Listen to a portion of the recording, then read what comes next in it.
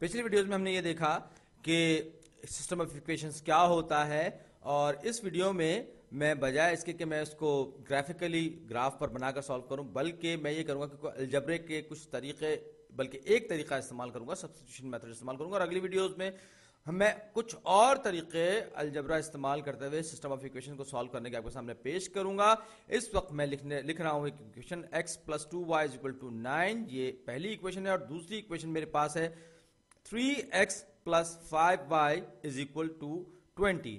तो जैसा कि हमने पिछली वीडियो में किया था, हम इसको ग्राफ भी कर सकते हैं, इसको हम एक इक्वेशन को स्लोप इंटरसेप्ट फॉर्म में भी ला सकते हैं, दोनों इक्वेशंस को, और फिर हम देख सकते हैं कि ग्राफ पर ये कहाँ एक दूसरे को इंटरसेक्ट कर सकती हैं या कर रही हैं।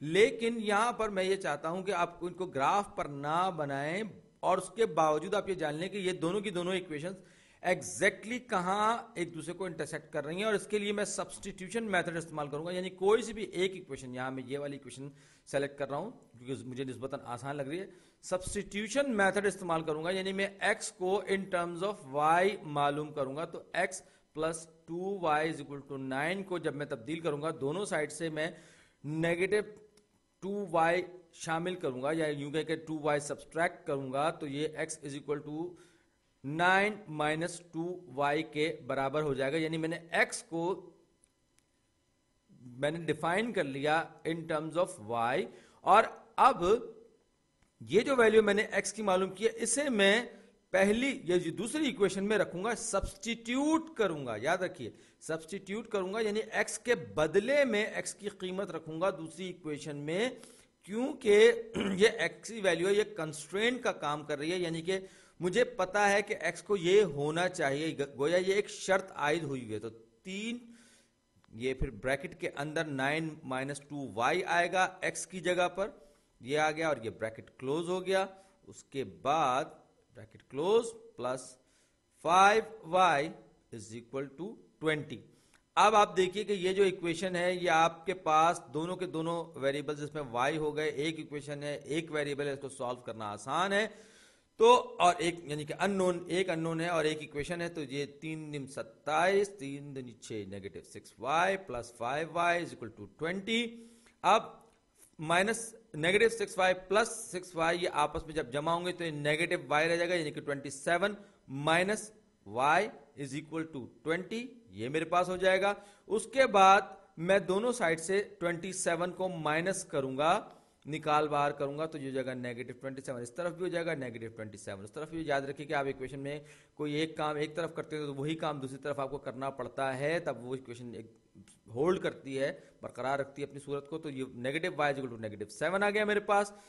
अब डिवाइड करूंगा मैं दोनों साइड्स को -1 से, तो ये हो जाएगा negative y is equal to 7। ये मेरे पास y की वैल्यू आ गई, और अब मैं इस वैल्यू को इस कांस्टेंट वाली इक्वेशन में, यानी कि x is equal to 9 minus 2y में रखूंगा, तो y इज इक्वल टू 7 मेरे पास आ गया। मैं ऊपर लिख लूं ताकि बार बार ऊपर नीचे ना होना पड़े। तो y इज इक्वल टू 7 मेरे पास वैल्यू आ गई है, और अब मैं इसको यहां पर x is equal to 9 minus 2y में रखूंगा, क्योंकि जाहिर बात है ये उसी एक इक्वेशन से आया है। तो x is equal to 9 minus 7 के, ये y जो 7 के बराबर, तो 9 माइनस 14, 2 7 14 होता है। तो x बराबर हो जाएगा किसके, x is equal to negative 5 हो जाएगा। अब ये वो पॉइंट है, अगर आप इसको कोऑर्डिनेट प्लेन पर जाहिर करें तो ये हो जाएगा नेगेटिव 5,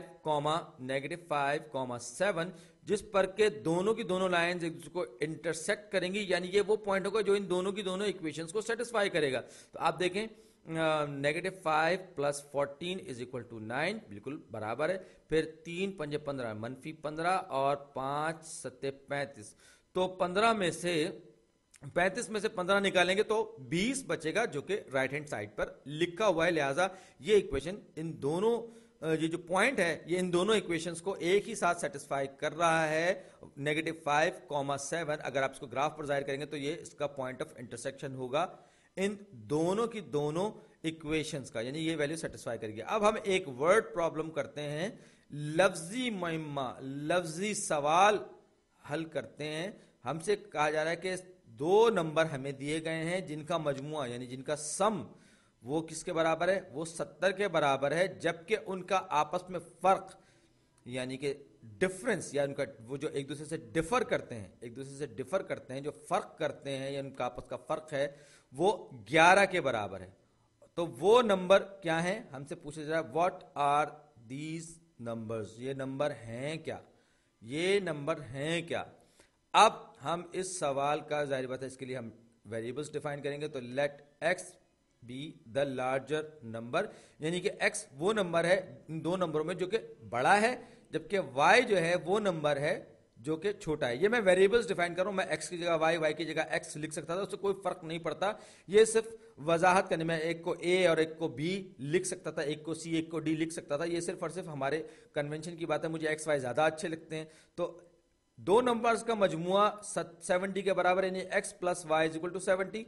और इसी तरीके से जब डिफरेंस की बात आई है, दे डिफर बाय 11, यानी उनका आपस का जो फर्क है वो 11 का है। तो उसका मतलब है कि जब मैं x में से y को माइनस कर दूंगा, निकाल बाहर करूंगा, तो क्या हो जाएगा, x minus y is equal to 11। ये मेरे पास ये आ जाएगा, दूसरी इक्वेशन आ जाएगी। दो इक्वेशन है, दो अननोन है, और अब मैं किसी भी एक वेरिएबल की वैल्यू लूंगा, जैसे x माइनस वाई, अगर मैं इसको थोड़ा सा तब्दील कर दूं तो ये x is equal to 11 plus y हो जाएगा, यानी कि दोनों साइड से मैंने y ऐड किया तो ये इक्वेशन थोड़ी सी तब्दील होकर अपनी शक्ल तब्दील कर लेगी। ये हो जाएगा x इज इक्वल टू, ये y कैंसिल आउट हो गए, ये बराबर हो जाएगा किसके, 11 प्लस y या y प्लस 11। तो ये मेरे पास x की वैल्यू आ गई इन टर्म्स ऑफ y, और अब मैं इसको सब्स्टिट्यूट करूंगा, यानी कि x के बदले में x की वैल्यू रखूंगा जो कि y की सूरत में है, यहां पे दूसरी इक्वेशन में मैं रखूंगा। तो यहां पर x की जगह पर y प्लस 11 आ जाएगा और फिर y आ जाएगा। वो किस तरीके से होगा, और क्योंकि जाहिर बात है कि मैंने सब्स्टिट्यूशन मेथड इख्तियार किया है, क्योंकि मैंने x की जगह x की value in terms of y रखी है, सब्स्टिट्यूट की है। तो y plus 11 plus y is equal to 70, ये 70 हो गया। तो ये मेरे पास दरअसल x की वैल्यू है जो मैंने अभी दूसरी इक्वेशन से मालूम की थी, और वो y की शक्ल में है, और कंस्ट्रेंट जो हमें कंडीशन दी गई थी उसके मुताबिकत में है। तो यहां पर y प्लस 11 प्लस 11 ये क्या हो जाएगा, y plus 11 plus y is equal to 70। मैं कोई स्टेप छोड़ नहीं रहा हूं, y और y आपस में जमा होंगे, 2y हो जाएंगे, प्लस 11 आ जाएगा इज इक्वल टू 70। उसके बाद क्या होगा, उसके बाद ये होगा कि 11 को मैं दोनों साइड से माइनस करूंगा तो ये हो जाएगा 2y, लेफ्ट हैंड साइड पे 2y रह जाएगा, 70 में से 11 जाएगा तो ये जाएगा 59, यानी कि 59, जी हाँ 59 रह जाएगा। उसके बाद दोनों साइड्स को मैं जब 2 से डिवाइड करूंगा तो ये 59/2 हो जाएगा, जो कि बराबर होता है किसके, 50 का आधा 25 होता है, 9 का आधा 4.5, यानी कि 29.5 हो जाएगा, 29.5। y इज इक्वल टू 29.5 मेरे पास आएगा, ये लिख भी देता हूं 29.5। तो y की वैल्यू मेरे पास हो जाएगी y इज इक्वल टू 29.5।